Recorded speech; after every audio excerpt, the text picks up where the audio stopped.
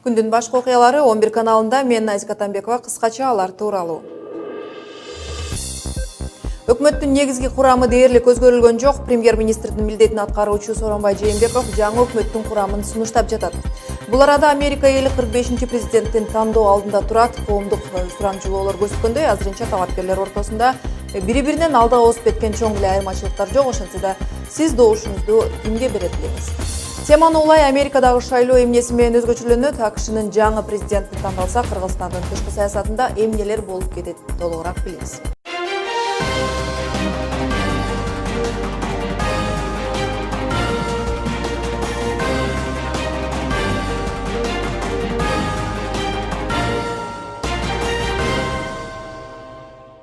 Кутман кечиңиз менен өкмөттүн негизги курамы дээрлик өзгөрүлгөн жок. Премьер-министрдин милдетин аткаруучу Сооронбай Жээнбеков жаңы өкмөттүн курамын сунуштады. Ага ылайык жаңы өкмөттүн курамында Ички иштер министрлиги, юстиция министрлигинин, транспорт жана жол министрлигинин башчылары алмашат.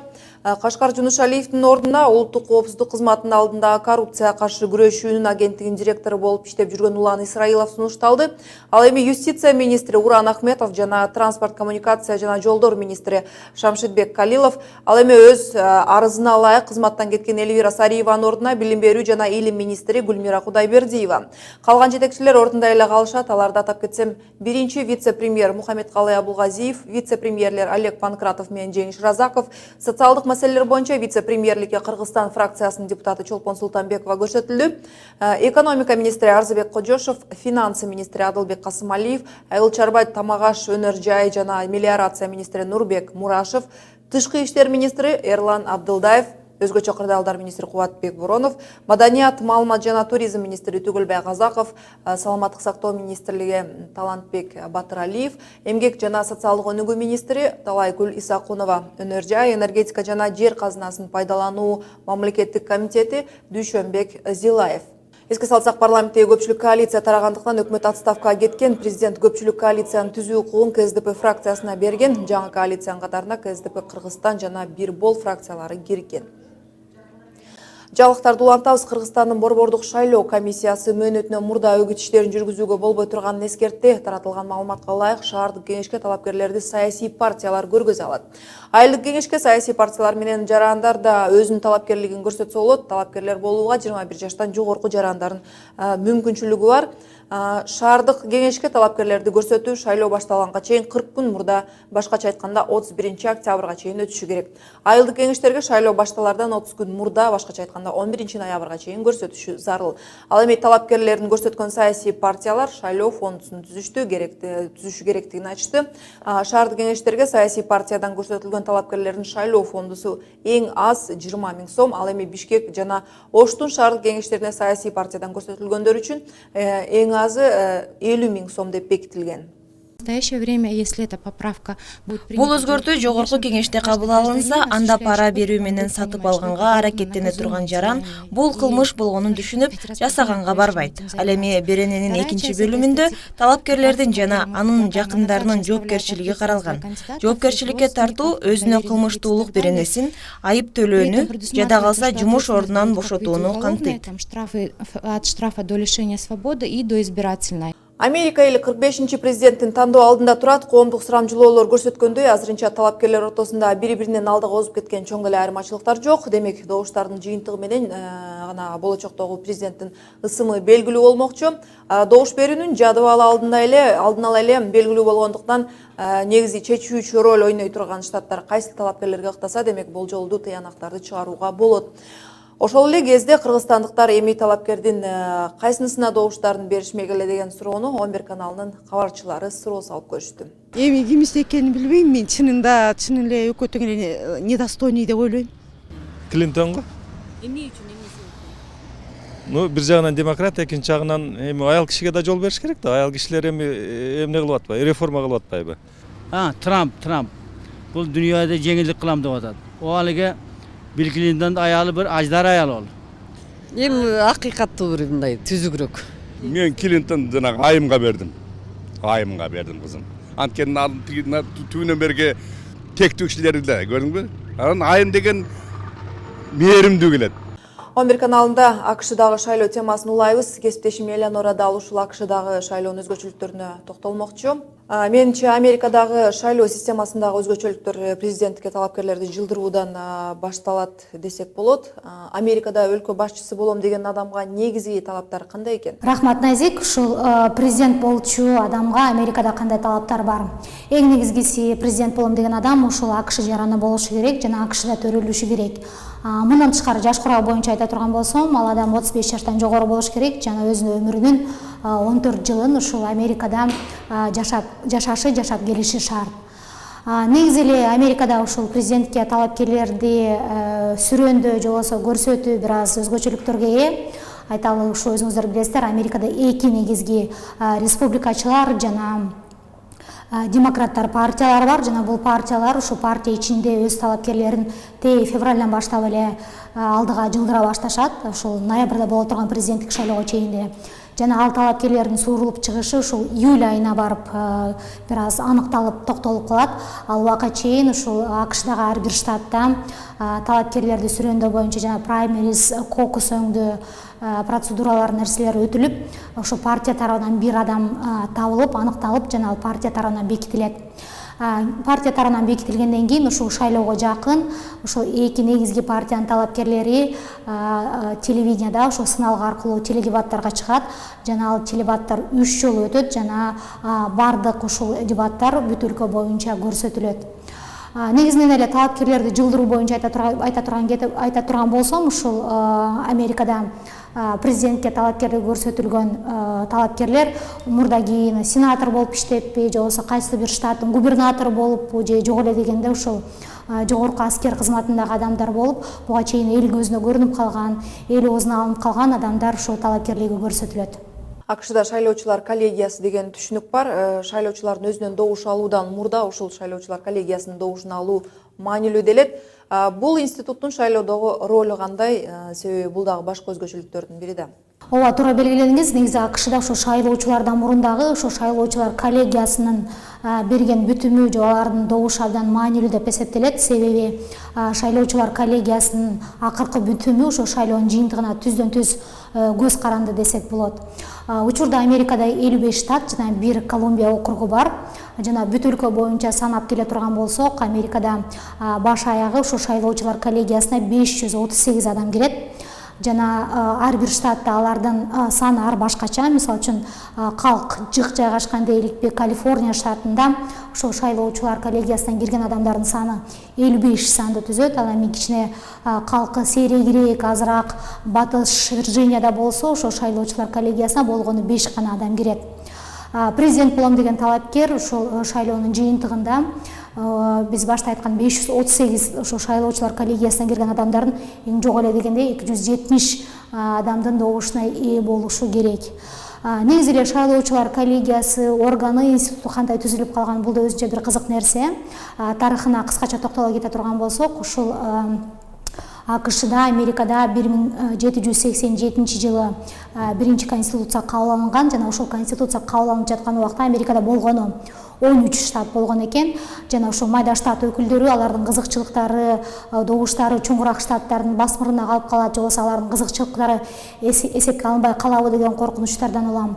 Жана ошол убакыттагы айрым саясатчылардын ушул Американын президентин бир эле күндө жалпы добуш берүүчүлөрдүн бир эле добуш берүүсү менен тандап коюу бул тобокелчилик болот деген оюнан улам ушундай саясий система ойлонуп табылган. Жана ошондон бери ушул АКШда шайлоочулар коллегиясы органы иштейт.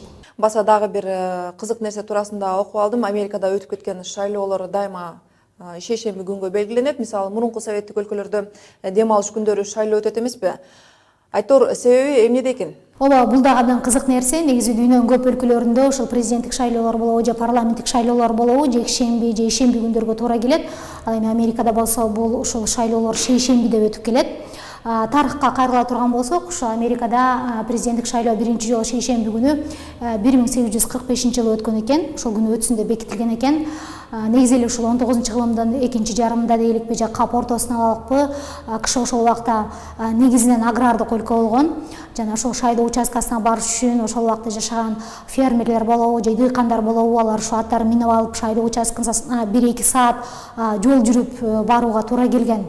Мындан тышкары ошол убакта ишемби, жекшемби күндөрү ушу карапайым калк чиркөөгө барып сыйынышкан, сейилдешкен. Мындан тышкары ушу жекшемби күндөрү базарга барып соода кылышкан жана ошол убакыттын баягы кызыкчылыктарына, муктаждыктарына ылайыкташтырып бир күндү тандашканда ушул жуманын экинчи күнүнө шейшембиге туура келген жана ошондон бери Америкада шайлоолор ушул шейшемби күндөрү өткөрүлүп турат. Рахмат. Америкадагы шайлоонун өзгөчөлүгү туурасында Элянора Сагындык кызы баяндап берди. Экрандан алыстабаңыз, бир мүнөттөн соң бул кабарларга токтолобуз. Туркиянын Turkish Airlines авиакомпаниясынын жүргүнчүлөрүнүн азайганына байланыштуу 17 мамлекет толгон каттамын кыскартты. Алардын арасында Ош толгон каттам да кирди. Ал эми Кыргыз өкмөтү болсо эл аралык рейтингге ачык айкындуулук боюнча 64-орунду камсыздады. Кыргызстандыктар өкмөттүн ишине кандай баа берет? Саламаттык сактоо министри лейкоз жана лимфа бездерине таркаган түрүн аныктоочу жабдуу сатып алды. Эми лимфа бездеринин рагына чалдыккан балдарды акысыз текшерилет. Кайрадан эле Америка тарыхына кала турчу дагы маанилүү окуя шайлоо өнөктүгүнө кайрылабыз. 2016-жылы президенттик шайлоонун жыйынтыгы таңкы саат 4 менен 5 ортосунда деп айтылат. Адатта утулуп калган талапкерлер жеңишке жеткен атаандашына телефон чалып өзүнүн утулганын мойнуна алат. Эгер талапкерлер шайлоочулар коллегиясынын 269 добушун алып тең чыкса, анда президентти эл өкүлдөрү палатасы дайындайт. Ортодогу айырмачылык чоң деле болбой, кайра акыркы добушка чейин эсептөө зарыл деп табылса, анда бул бир топ убакытты алат. Эл аралык мамиле жаатында Адис Эмил Жураев менен Америкадагы шайлоону ортого салабыз. Кесиптешим биздеги шайлоодон кандай айырмасы бар? Деги эле демократиянын туу тутуп, башка дүйнө мамлекеттеринде ушул принципти карманууга үндөгөн Америкада чында эле шайлоо маалында карусель оюндары болобу деген өңдүү суроолорду берип көрдү. Ушул Америкадагы өтчү шайлоодогу системасы Кыргызстандын шайлоо системасынан кандай айырмаланат? Эки өлкөнүн президенттик шайлоо системасында көптөгөн айырмачылыктар бар албетте. Америка деген бул партиялык негизде түзүлгөн демократиялык система, шайлоо системасы. Президент шайлоодо булар негизги эки партиянан чыккан кандидаттардын ортосундагы ат салышуусун байкайбыз. Бул демократиялык жана республиканчылдардын партиясы. Ар бир партиянын атынан чыккан кандидат өз кезегинде бир жыл бою өзүнүн партиясынын ичинен дагы тандалып чыгат. Ошондуктан биринчи кезекте Америкада партиянын ички шайлоосу да өтөт деп айтсак болот. Анын аты праймерис деп коюшат. Анан август айларына келгенде эки партиянын тең акыркы жеңүүчү кандидаты улуттук деңгээлдеги шайлоого аттанышат. Кыргызстанда болсо, албетте өзүңүз билгендей, канча кандидат катталып ошо шайлоо кампаниясына чейин, жараянына чейин жеткен болсо, ошончо кандидат ат салышы мүмкүн. Бизде 10 болушу мүмкүн, 20 да болушу мүмкүн, канча болсо боло берет. Партиянын атынан сөзсүз түрдө чыгуу милдет эмес бизде. Экинчи тарабы бизде түздөн түз эгер кайсы бир кандидатка шайлоочулар добуш берип, ошол добуш түздөн түз жана тандалган кандидаттын эсебине эсептелсе, Америкада болсо ар бир шайлоочу добуш берилгени суммаланып, ошонун негизинде ошол ар бир штаттын шайлоочулар колледжи деп койгон бир жана жыйын бар. Ошол ага кирген шайлоочулардын шайлоочулары деп койсок да болот. Ал кишилер жана акыркы чечүүчү добушту, тандоону ошолор кылышат. Алардын ар бир мындайча айтканда Америка боюнча штаттардын баарысын, 50 штаттын баарысын кошкондо 2,5 миңдей киши. Ошолордун добуштары, тандоосу негизи принципке ылайык. Ошо жалпы эл кандай шайлаган болсо ошондой кылышат. Бирок теориялык жактан башкача шайлап коюшу да мүмкүн. Мисалы үчүн 2000-жылкы жанагы Джордж Буш менен Альберт Гор шайлоосунда ошону байкаган болчубуз. Эл бир тарап шайласа, жана шайлоочулар колледжи экинчи тарапта шайлап коюшкан. ушул менимче бул негизги чоң айырмачылыктар, андан башка дагы бир тобу бар. Ушул АКШдагы өткөн шайлоо өнөктүгү буга чейинки шайлоолорго салыштырмалуу эң булганычтуу деп эсептелүүдө, кээ бир адистердин айтышы боюнча. Сиздин бааңыз бул нерсеге кандай? Туура, мен деле кошулам. Буга ушул жыл бою байкап келатабыз кандай кир ыплас болуп жаткан, жүргүзүлүп жаткан компания чынында элдин баарысын дүйнө жүзүндө гана, Америкада гана эмес, дүйнө жүзүндө да таң калтырып атат.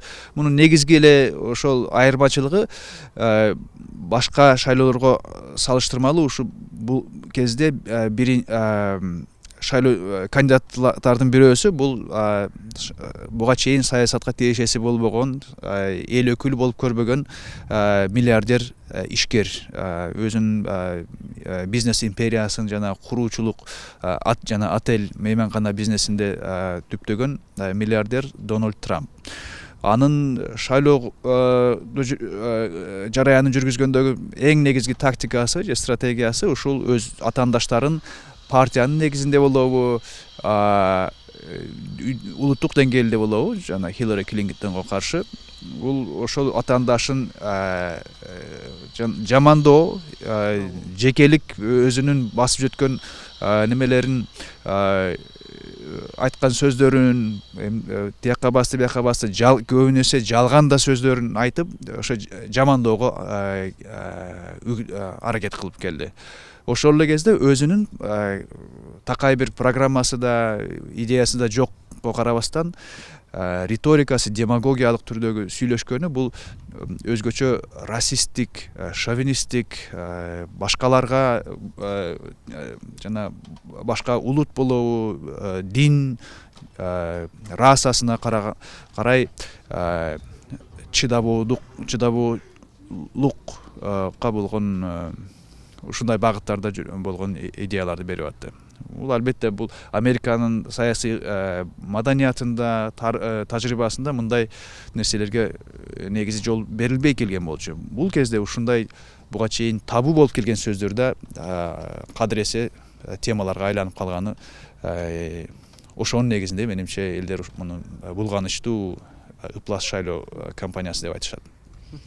Кандай дейсиз, ушул шайлоонун жыйынтыгы Кыргызстандын саясатына жана эки өлкөнүн ортосуна болгон кызматташтыгына кандай таасир этет? Эми шайлоонун жыйынтыгын билбей туруп айта албайбыз, бирок негизи буга чейинки Американын тарыхында канча шайлоолор болуп келген, эч кайсы шайлоонун натыйжасында Американын тышкы саясаты кескин түрдө өзгөрүп кеткен эмес. Кайсы бир деңгээлде өзгөрүүлөр албетте болот, бирок кескин түрдө биз АКШ менен душман болуп же өтө жакын дос болуп кетебиз деген ойдон алыс болушубуз керек.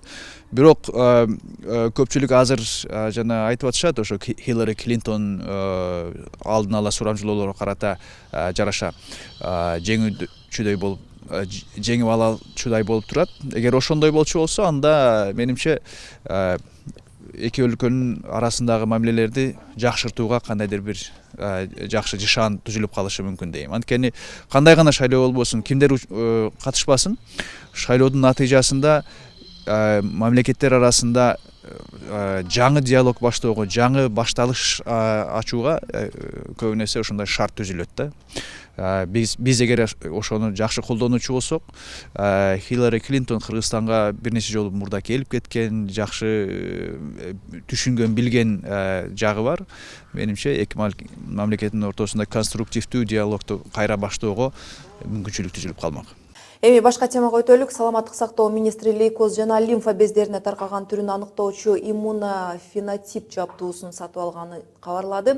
Мындан ары лейкоз жана лимфа бездеринин рагына чалдыккан балдарды акысыз текшерип, анализин чыгарып бермей болду. Анализди кайра тактай турган адистер аталган фонддун көмөгү менен Москвадагы Дмитрий Рогачев атындагы илимий борбордо атайын окуудан өтүштү. Иммунофенотип аркылуу рактын түрүн тез аныктап, дарт күчөп кетеликти дароо дарылай баштаса болот. Буга чейин бейтаптар Москва жана Алматыга 300-500 АКШ долларын төлөп анализдерин жиберишчү жана 3 күндөн 1 аптага чейин жыйынтыгын күтүп отурушчу. Мы как помогали. Биздин фонддун жардамы менен буга чейин анализдерди төлөп берчүбүз. Муну биз уланта бермекчибиз. Мындан тышкары реагенттерди төлөп берүүбүз ыктымал. Алардын баасы 25 000 сом болсо, анын баасын 2 эсе төмөндөтөбүз. Мы будем оплачивать реагенты. Түркиянын Turkish Airlines авиакомпаниясы жүргүнчүлөрдүн азайганына байланыштуу 17 мамлекетте болгон каттамын кыскартты. Алардын арасында Ошто болгон каттам да кирди. Ошентип компанияда таандык 30га жакын учактар Анкара, Анталиядагы аба майдандарга токтолду. Эл аралык аэропорттордо жүрбөй калган каттамдардын катарында Алжирдин шаарларына болгон каттамдар Франциянын Бардо каласына, Нидерландынын Роттердам аймагына, Тажикстандын Худжантында болгон каттамдар алынды. Авиакомпаниянын мындай чечими жакында болгон терактларга байланыштуу экенин белгилейт. Эми соңунда Кыргыз өкмөтү эл аралык рейтингге ачык айкындуулук боюнча 64-чү орунду камсыздады. Адилеттүүлүк боюнча долбоордун алкагында аныктоо жүргүзгөн Америкалык бейөкмөт уюмдун баяндамасында 1000ге жакын кыргызстандыктар сурамжылоодон өтүшкөн. Өкмөттүн ишмердүүлүгүнө баа берген жарандар мыйзамдарын иштеши, бийлик органдарына маалымат алуу укугу, жарандардын активдүүлүгү кандай экенин айтып беришкен. Ачык таза өкмөттөрдүн катарын Швеция, Жаңы Зеландия жана Норвегиянын бийлигин атоого болот. Ал эми Казакстан болсо Кыргызстандан алда канча артта турат. Бул мамлекеттин жарандары өкмөттүн иштерине карата баа берип, жыйынтыгында 85-чи орунда турат. Орусия 67-чи, Молдова, Украина болсо 40-чы, 46-чы орунда турушат. Шейшемби күндүн жаңылыктарына ортоктош болдуңуздар. Кайрадан 11 каналында амандашканча саламатта туруңуздар.